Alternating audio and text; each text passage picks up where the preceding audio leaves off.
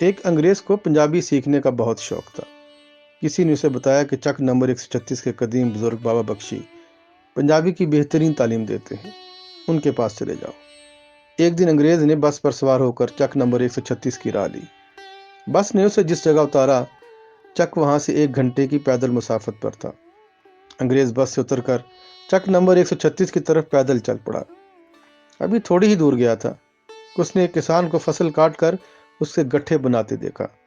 انگریز نے پوچھا، او مین، تم یہ کیا کرتا؟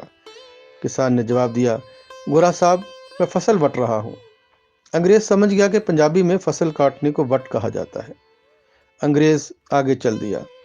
آگے ایک شخص چارپائی کا بان بنا رہا تھا۔ انگریز نے پوچھا، او مین، تم یہ کیا کرتا؟ اس آدمی نے جواب دیا، گورا صاحب، میں وان بٹ رہا ہوں۔ انگریز نے حساب لگایا کہ ٹوسٹ کرنے کو پنجابی میں وٹ کہتے ہیں۔ انگریز اس شخص کو چھوڑ کر آگے چلا تو کیا دیکھتا ہے کہ ایک دکاندار اداس بیٹھا ہے۔ انگریز نے پوچھا، او مین، تم اداس کیوں بیٹھا؟ دکاندار بولا، گورا صاحب، سویر دا کچھ بھی نہیں وٹیا۔ انگریز سوچی پہ گیا کہ پنجابی میں پیسہ کمانے کو وٹ کہتے ہیں۔ خیر، انگریز کچھ اور آگے چلا تو ایک شخص کو دیکھا جو پریشانی کے عالم میں آسمان کی طرف دیکھ رہا تھا۔ انگریز نے پوچھا، او مین، کیا ہوا؟ وہ شخص بولا، گورا صاحب، آج موسم بڑا وٹ ہے۔ انگریز سوچنے لگا کہ پنجابی میں مرطوب موسم کو بھی وٹ کہتے ہیں۔ انگریز اسے چھوڑ کر آگے چلا۔ سامنے چودھری کا بیٹا کلف لگے کپڑے پہنے چلا آ رہا تھا۔ انگریز اس سے گلے ملنے کے لیے آگے بڑھا۔ وہ لڑکا بولا، گورا صاحب، ذرا آرام نال، کپڑیاں نو وٹ نہ پا دینا۔ انگریز سر پر ہاتھ پھیرنے لگا کہ شکنوں کو بھی وٹ ہی کہا جاتا ہے۔ کچھ آگے جا کر انگریز کو ایک شخص پریشانی کے عالم میں لوٹا پکڑے کھیتوں کی طرف بھاگتا ہوا نظر آیا۔ انگریز نے کہا، او مین، ذرا بات تو سنو۔ وہ شخص بولا، گورا صاحب، واپس آ کر سنتا ہوں، بڑے زور دا وٹ پہ آئے۔ انگریز کو پسینہ آنے لگا، یعنی پنجابی میں پیٹ میں گڑبڑ ہو تو اسے وٹ کہتے ہیں۔ تھوڑا آگے جانے پر انگریز کو ایک بزرگ حقہ پکڑے سامنے سے آتا دکھائی دیا۔ قریب آنے پر انگریز نے پوچھا، او مین، یہ چک 136 کتنی دور ہے؟ وہ بولا، وٹو وٹ ٹری جاؤ، زیادہ دور نہیں ہے۔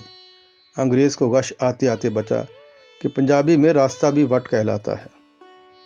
کچھ اور آگے گیا تو کیا دیکھا کہ 2 آدمی آپس میں بری طرح لڑ رہے ہیں۔ گورا لڑائی چھڑانے کے لیے آگے بڑھا تو ان میں سے ایک بولا، گورا صاحب، تسی وچ نہ آؤ، میں اج یہ سارے وٹ کٹ دیاں گا۔ انگریز پریشان ہو گیا کہ کسی کی طبیعت صاف کرنا بھی وٹ نکالنا ہوتا ہے۔ انگریز نے لڑائی بند کرانے کی غرض سے دوسرے آدمی کو سمجھانے کی کوشش کی تو وہ بولا، وہ جان دیو بات چاہو، مینوں تو آپ یہ بڑا وٹ ہے۔ انگریز ششتر رہ گیا کہ غصے کو بھی پنجابی میں وٹ کہا جاتا ہے۔ قریب ایک آدمی کھڑا لڑائی دیکھ رہا تھا۔ وہ بولا، گورا صاحب، تسی انہاں نوں لڑن دیو، یہ نال پنگا لیا تے تانوں وی وٹ کے چپیڑ کڈ مارے گا۔ انگریز ہکا بکا ہو کر اس آدمی کا منہ دیکھنے لگا۔